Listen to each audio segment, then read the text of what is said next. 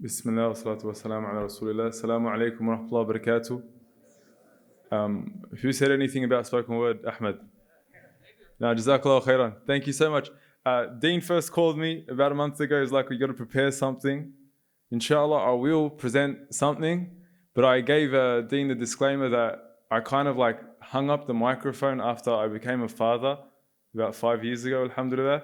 It gets a bit difficult with kids. For anyone that has kids will probably understand what I'm talking about. Anyone nodding their head? Agree with me? It gets tough. Shout out to all the fathers out there holding it down. Thank you. Jazakallah khairan. It does get tough, but I try my best. I made something for like the TikTok generation. I'll present it at the end, inshallah, of my talk.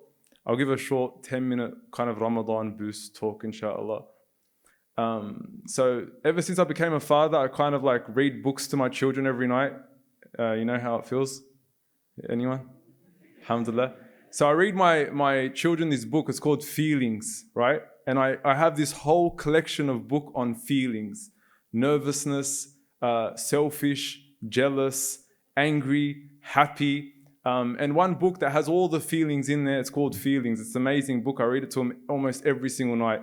The little one always says, feelings, feelings. I want to read the feelings book. I say, no worries, let's read it. It says, everyone has feelings and lots of them we've had.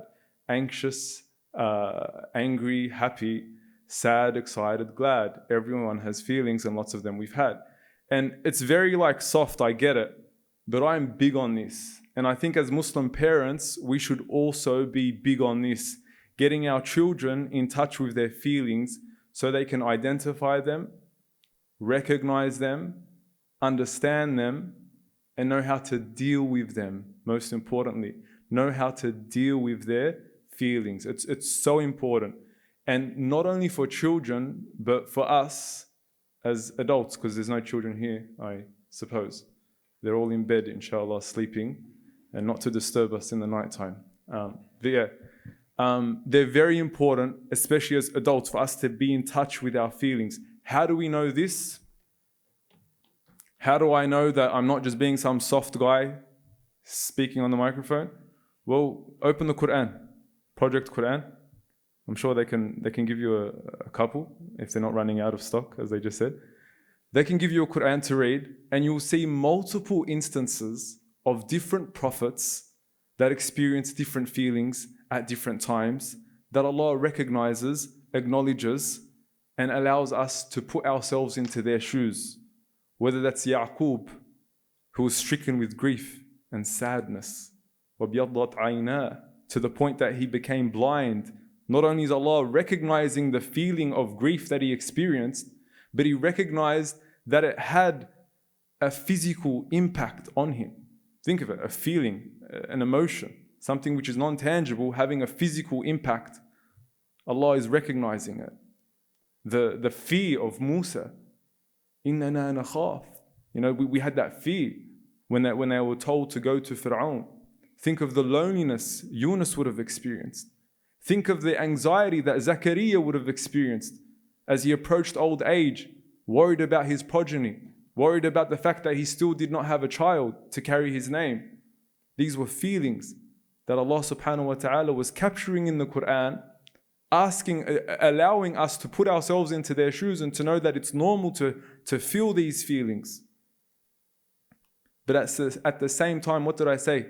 I say identify, recognize, but above all, how to deal with these feelings.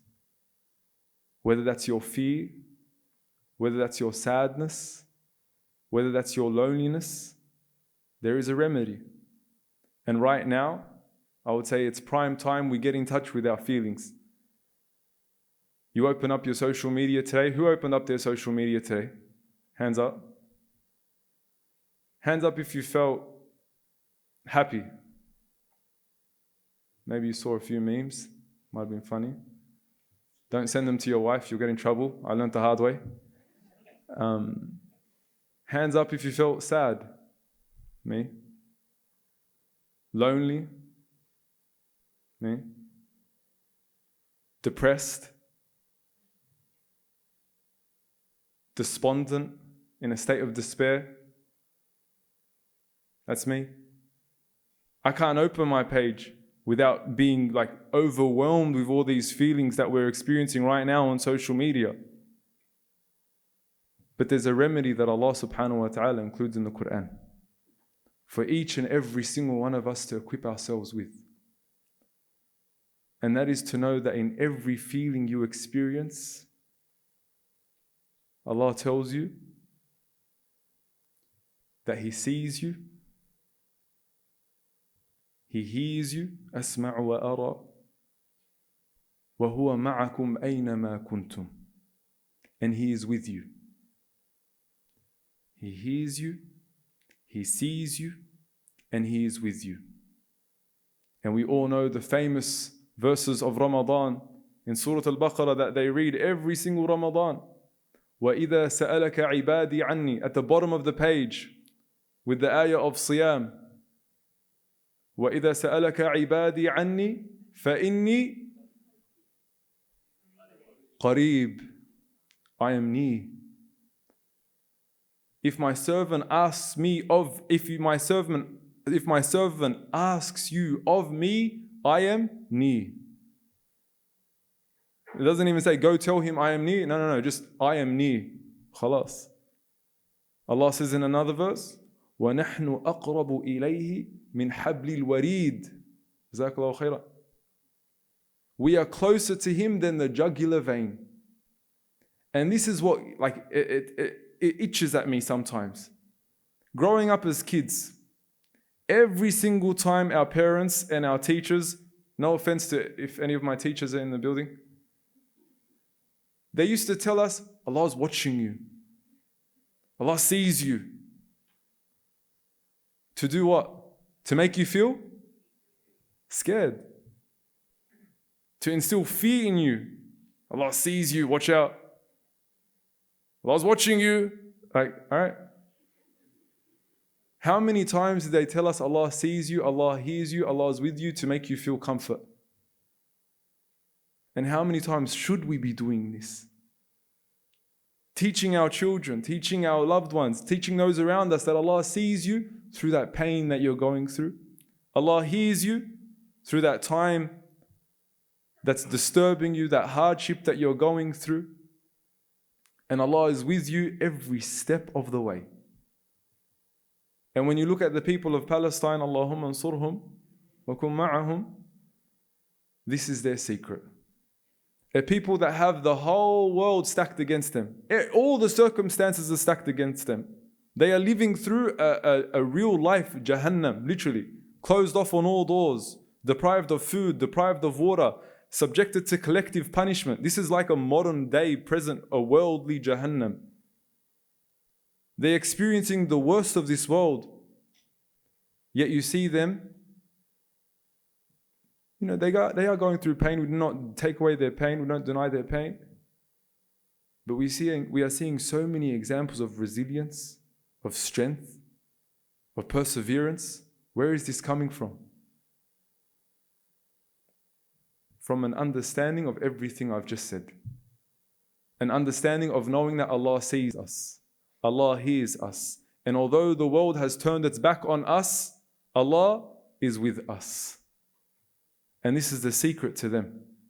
This is the secret to their resilience, their ability to go on strong, because they have this aqidah down pat. Allah is watching us, Allah is near us, He's qareeb, He sees, He hears, and above all, and we'll end on this, Allah,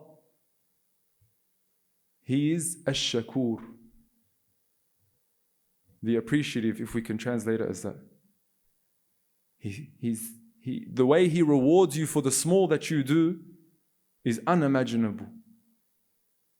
You do something small, He rewards you multifold. He rewards you to the extent that the reward is eternal, everlasting. For something which you've done so small, He rewards you with an eternal reward. Ash-shakur. How many of us, throughout everything I've spoken about today, the hard times we go through, the difficulties we go through, there's no one around us to say thank you. And sometimes just that thank you would mean the world to us. And it destroys us, it eats at us. The worst feeling is to feel unappreciated. unappreciated. But then Allah, He's not only watching you every step of the way, He's thanking you, He's with you, and the reward is everlasting, to the point that He never forgets. He never forgets. The good you done today, that you will forget about next year, Allah records it and Allah will reward you for it. So this is the small reminder I wanted to give, that as we enter the month of Ramadan, remember this: Allah is with you every step of the way. The fasting that you do that you may feel is insignificant, Allah tells you that the reward that is prescribed for the one that is fasting is for Allah. The reward you receive for your fasting, we don't even know how grand this reward is. 700 times, Allahu A'lam, even more. Allah has hidden it. This is a secret between Allah that He hasn't bestowed upon us. He hasn't informed us of this reward. So remember this, my brothers and my sisters, and I'll end with one last poem, otherwise I'll let the brothers down. Jazakallah khair. So this is a very small poem I wrote. It's a short one. It's made for like the Gen Z, the Instagram generation that can't bear more than 2 minutes of something to watch. So it's a very short poem, but it's about everything I just said. You've probably heard it before if you follow me on Talk Islam and that. But yeah, let's grab it.